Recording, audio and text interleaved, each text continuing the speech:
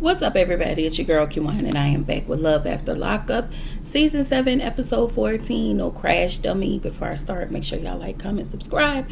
Click the notification bell button so you can be updated on every video. Make sure y'all like the videos so I can stay in the algorithm. Right. So the episode picks back up with Bonita. She's Ubering around the city looking for Damon. Meanwhile, Goddess is asking him who he was at his mom's house with. He absolutely lied about he was at Bonita's, and he lied about he omitted that Bonita, he said that he was at his mom's house. So he said that Bonita was with him wasn't there, when in fact she was there, but he also lied to her when he said he was at his mom's house, when in fact he was with Bonita the whole time. But his mom, sisters, none of them wasn't there, but we all know that. So she asked him, why didn't he send a picture? Girl, Goddess said she don't believe him. She told him, she was like, I don't believe you. He tells her he will never lie while lying to her. I was like, girl. So in the next scene, we see Bonita. She's out eating with her friend, venting about Damon's whereabouts. And we found out that he left the car, took the keys, and her nervous system is dysregulated because she know he lying, but she also, not only do she think she's lying, she actually believed that Crunchy Waves is lying as well. So she called Crunchy Waves, and if y'all don't know who Crunchy Waves is, that is just Damon's mom, okay? And of course, she started to lie. And Bonita at this point she's mad. Like, it's building up. So then we get to Dia and Cyrus. So Dia and Cyrus finally,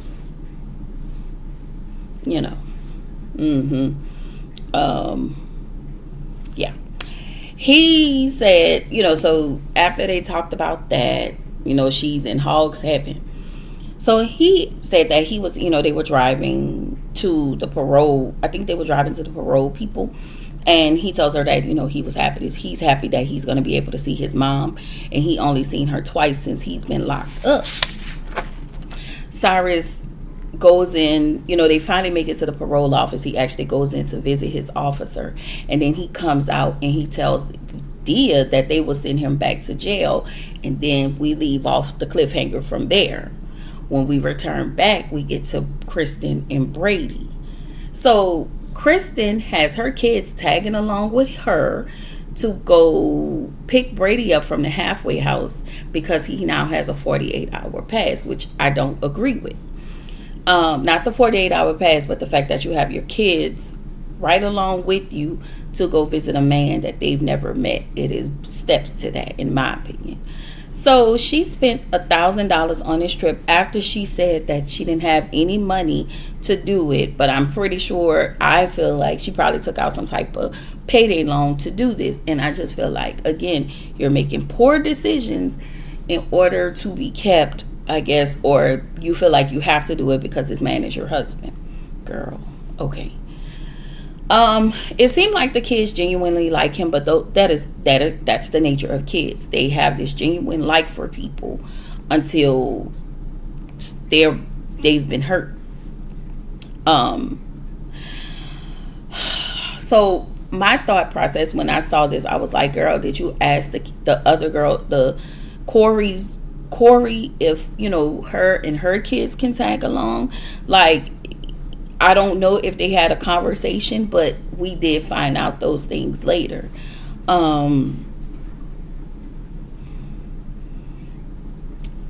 Anyway, he said he's there to discipline her kids and to show them right from wrong. They're little, they're gonna do kid stuff.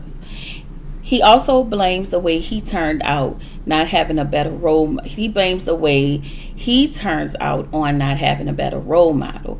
And sir, you made your own choices. So, and another thing, my problem with all of this is I didn't like how he was talking to Kirsten's kids, and I didn't like how she allowed him to talk harshly to her little kids. I have a big problem with that. But as far as your choices, you made those choices. It didn't have nothing to do with anybody not being around. You chose to do meth. You chose to get in trouble. You chose all of these things. This is the life you chose for yourself. After, again, as I stated in the panel, after you understood that somebody wasn't going to be around, you understood that that person was no longer there, this is when you decided to make certain choices for your life. You decided not to show up better. So you can't blame that on nobody but yourself. Anyway, we get to Felicia and Rich. Seems like to me, so she get a call from the jail, and it was the person who she called her manager, because Felicia has like 20 men that she talked to, and so the lady in jail helps her to, talk to all of these men, I guess. And it kind of gave me a pimp hoe scammy situation, and I just feel like the lady in jail is the pimp and you the hoe. And I just don't understand this situation. But at the same time, you're saying that Rich should be like a Sicilian man, and he should be able to take care of you, and he should be able to provide for you. He should be able to do all of these things. Meanwhile, you're trying to finesse 20 other men to do all of these things for you. Girl, you childish, if you ask me. So Rich asked if she was still talking to the men. So Rich asked her if she was still talking to all of the 20 dudes, and she said yeah. She was like, because you're not giving me money, you're not doing this, you're not financially responsible for me, so I have to get money from them because I need money. And I was like, girl, but I get it. I mean, Rich want what he want from you, and you're not getting what you want from him, so it is what it is in my book. So then they have the conversation about him being married again, and Rich thinks she's asking because she's the guilty party. That's why she wants proof. No, she wants proof because she thinks you're still married. That's why she wants proof. But you don't want to provide proof because you were probably still married.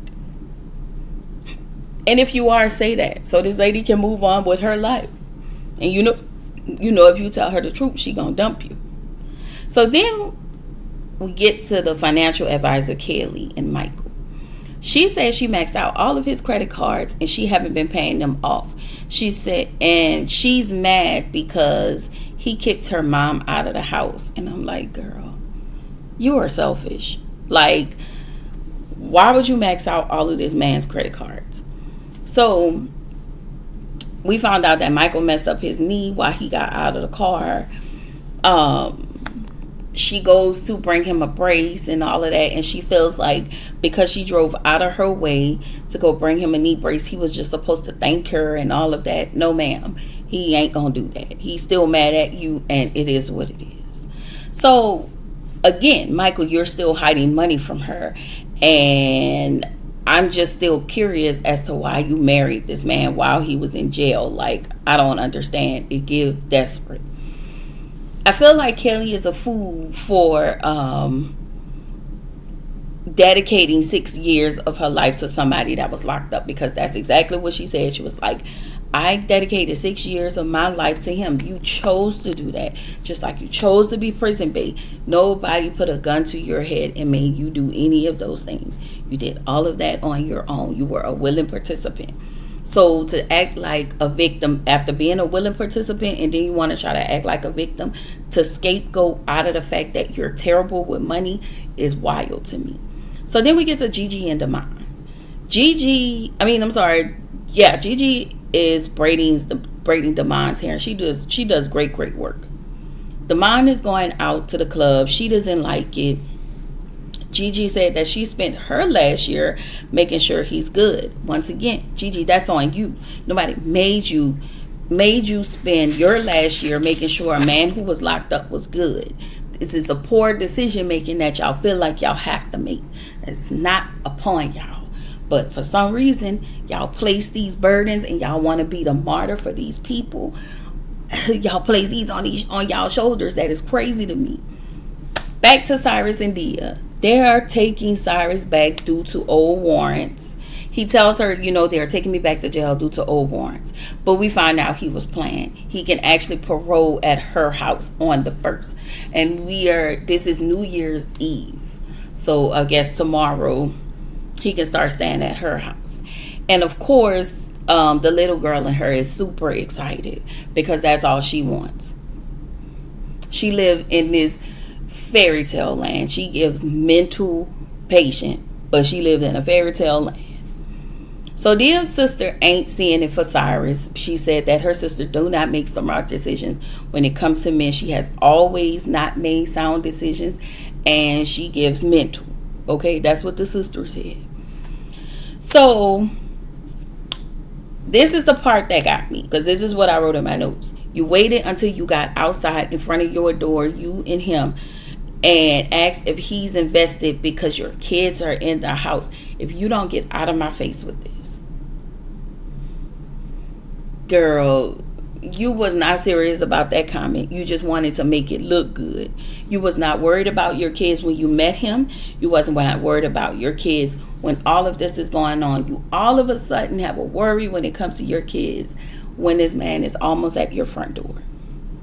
And you knew he wasn't gonna say he wasn't invested. You knew he wasn't gonna say that. So that's lame of you, in my opinion. So then we get to Kirsten and Brady. Corey is supposed to bring the girls to visit, but she isn't coming because her daughter has a swollen lymph node in her neck, and he thinks that it's more than what Corey is letting on. But you don't have a relationship with those girls, so I just wouldn't bring the girls based on that alone.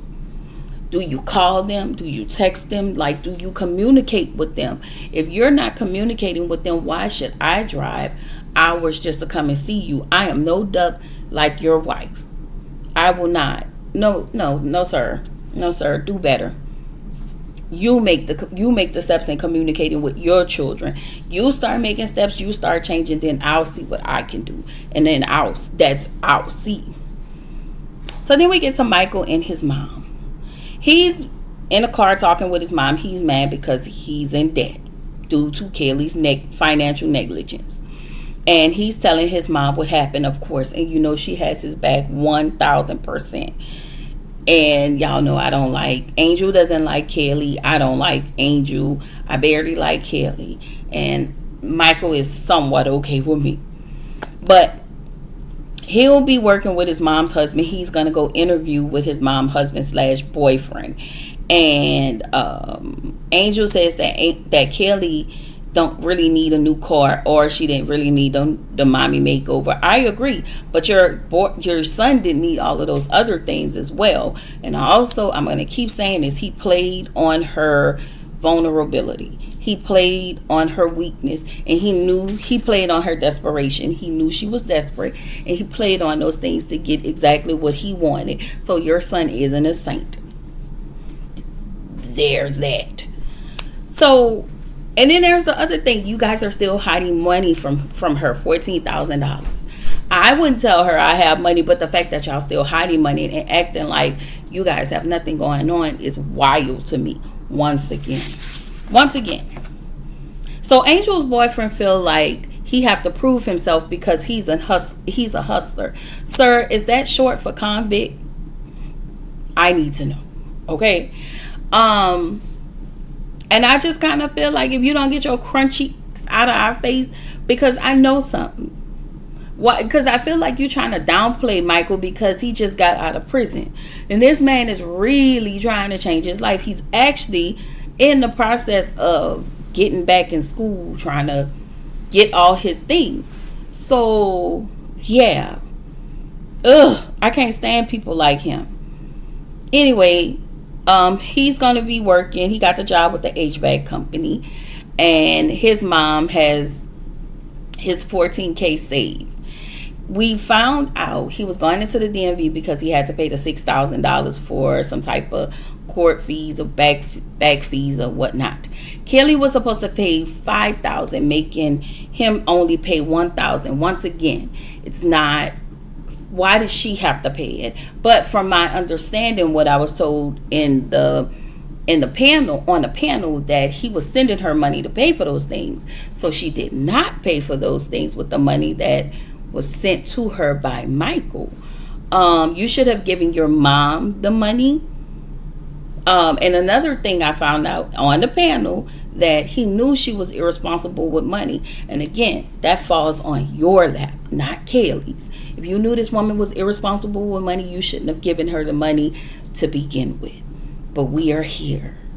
So Kaylee didn't pay any of the costs, which means he had to use the $14,000 and to pay off, the $6,000. And I'm not mad at it, because you lied about the money, you hid the money, and what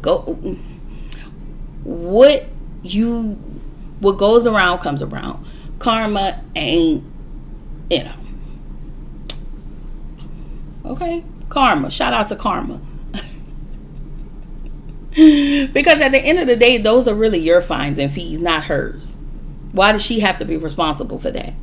And all of the things that she was sending to you, you needed to send her something. She have kids, but whatever. I still don't like Kelly, because I still think she's irresponsible. But she's a financial advisor, and I would advise anybody not to go see her. Anyway, Dia and Cyrus. So Cyrus' mom is getting emotional because she hadn't seen her mom. She hadn't seen her son in quite a while. But I was like, girl, you can hold your tears, because he gonna go right back to jail. According to social media, he is back in jail. We don't know how long, but we just know the man back in jail. All right. So Dia's sister decided she wanted to lay down the rules. And I guess she felt like, because she was from one convict to another, she wanted to lay down the rules and let him know, don't mess over my sister, or, X, Y, and Z, we convicts, and I know how this go. I'm just like, girl, be quiet. Because that aggravated me. So then we get down to Rich and Felicia. So we get down to Rich and Felicia. Rich is meeting more people in Felicia's family, and Felicia and Folklock Jr. asked Folklock Queen about how they should go about asking Rich for proof of his divorce. So she take her raggedy ass over there to Rich and ask him, is he divorced or not? He take his mic off and leave, and Felicia starts to run behind him. Girl, I was like, I would not run behind him. But let me tell you something, Folklock. He does not have to answer to you. What he got going on with Felicia ain't got nothing to do with you and your daughter. You two are too invested in this lady's love life. Okay? It's giving y'all low-key want to eat her coochie. Y'all be pissing me off. Okay? Y'all got a man or a woman out there somewhere? Because it really give me y'all got old ladies somewhere. It don't give me y'all got a nigga. Okay? It give me something else. Y'all a couple of lesbians. It ain't nothing wrong with being a lesbian. Be who you are. It ain't nothing wrong with that. Okay? But I will say this. Y'all way too invested in Felicia's life, if you ask me. Anyway, Damon is leaving to go to his cousin's house, aka Bonita. Okay, he wants to be free, and I just feel like, Gigi, if the nigga want to be free, you need to set him free. Okay, couldn't be me. Y'all are better women than I am, cause Anyway, so he's headed over to Bonita's, of course, and Bonita is pissed off. She's so mad that she smashed up the good cake. Bonita, girl, why would you do that? Why would you do that, girl? That's some good cake, okay? Why would you do that? Don't do that. Anyway, But neither ain't got it. Y'all know what the hell Demond got going on. But y'all still gonna give him an opportunity to run up y'all pH, to run game on y'all, to just run amok in y'all life, just so he can have his way and y'all can be a throuple and y'all can probably be on This Is Pilot. I don't know, but I think it's crazy. I think it's crazy that y'all are gonna self-sabotage yourself. I think it's crazy that all of these people are y'all allow people to come in and then y'all make the worst decision to self-abandon. And this is what all of this is about. People who self-abandon. And this is what y'all doing. For the sake of having somebody next to y'all. Anyway, that is all I got, y'all. This is your girl Q1, reminding you to keep showing up, keep growing, stay true to yourself, and I will catch y'all in the next video. Bye.